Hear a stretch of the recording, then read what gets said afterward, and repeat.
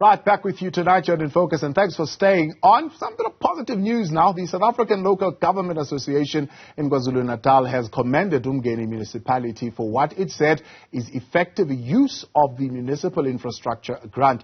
Government says that the grant aims to eradicate municipal infrastructure backlogs in poor communities to ensure the provision of basic services such as water, sanitation, roads and community lighting. The municipality says that in 6 months it managed to spend the 24 million rands allocation on various projects such as roads, storm water and finishing all the projects that had been poorly managed before.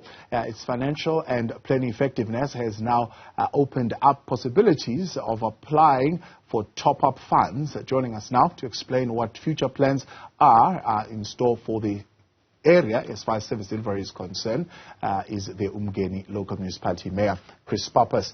Mayor, good evening. Good to have you with us, and thank you very much for your time. First and foremost, congratulations, I suppose, for this accolade coming from SALGA. You know, every time we hear of the infrastructure grant these days, it's either huge sums were left unspent and returned back to Treasury, or if it was spent, it's spent on other things other than the improvement of infrastructure. Tell us, what is it that you did since coming into office in November up until now that the predecessors were not able to do?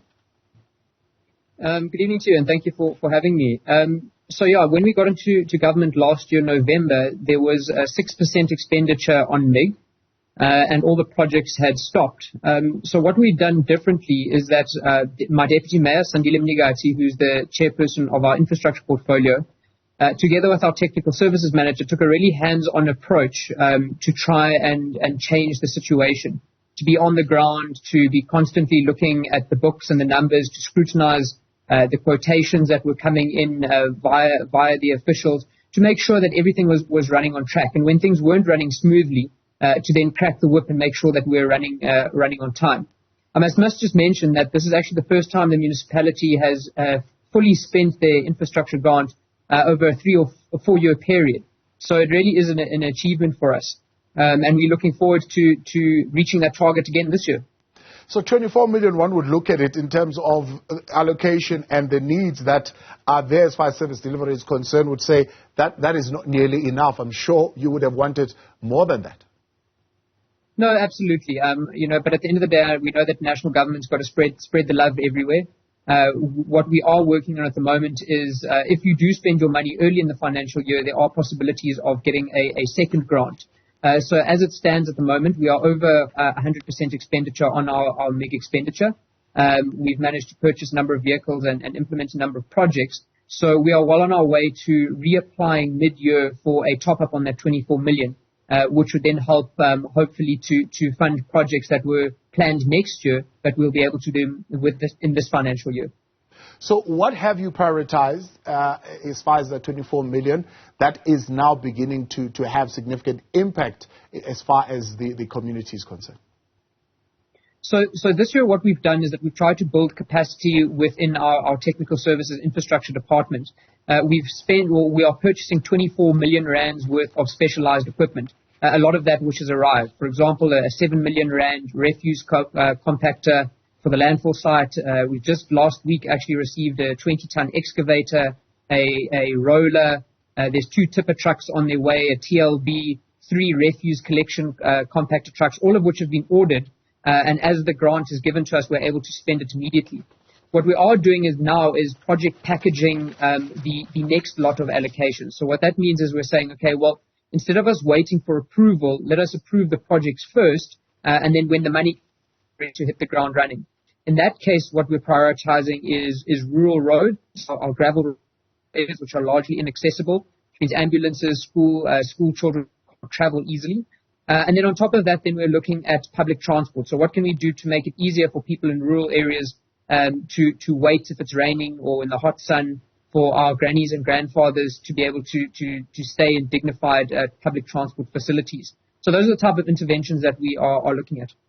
So 2 things in the big metros that we are seeing that are becoming a little bit of a problem, particularly for DA run metros, is 1, accusations of political interference in procurement processes, but number two is generally corruption in terms of monies that are being allocated, not going where they are supposed to, or some inflation of the pricing in terms of the monies that are being budgeted for. How did you manage to stay clear yourself as a mayor of interfering in those processes and ensuring still that there is accountability and proper use of the infrastructure grant? Sure. So, I mean, if you have the right systems in place, first of all, you are able to stop corruption and fraud and overpricing before it even happens. I'm not saying that there are contractors out there who don't take chances. They certainly do. Or officials that try and take chances. But if you have the right systems in place, it makes it a lot harder for that to happen, even if it's post-fact. What we also do is that there is a thin line between interference and oversight. And, you know, the opposition will often point fingers and say there's interference when all you're doing is asking for reports that you actually have the right to scrutinize. Only because it's not common, you know, it's not their common culture to scrutinize what their, you know, cadres who have been deployed have said. So we do that. We scrutinize. We make sure that we stay up to date. We ask for the documents that we are entitled to. And we follow the process within our own jurisdiction the whole way through, without just relying on, you know, the words of officials. There's a saying that I tell the councillors, regardless of whether they are of my own party. I said, if an official tells you that something is illegal or tells you that something that can't be done, ask them for the law that says that it is illegal or that it can't be done, and scrutinize them based on that rather than their words. And as I see it here, is that you have managed to become debt-free. Is that the case at this particular point? Yes, we're quite proud of that. We've actually paid off 2 loans in the space of, at the time it was 9 or 10 months.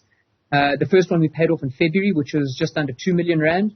And the second one was about a month and a half ago, which was 10.4 million rand. Which sounds like a little bit for the big metros who speak in billions. But that's a large sum of money for us, and it frees up a lot of space in our budget next year and even for the second half of this financial year for us to be able to either apply for more loans. This particular loan was taken to pay salaries and to pay Eskom.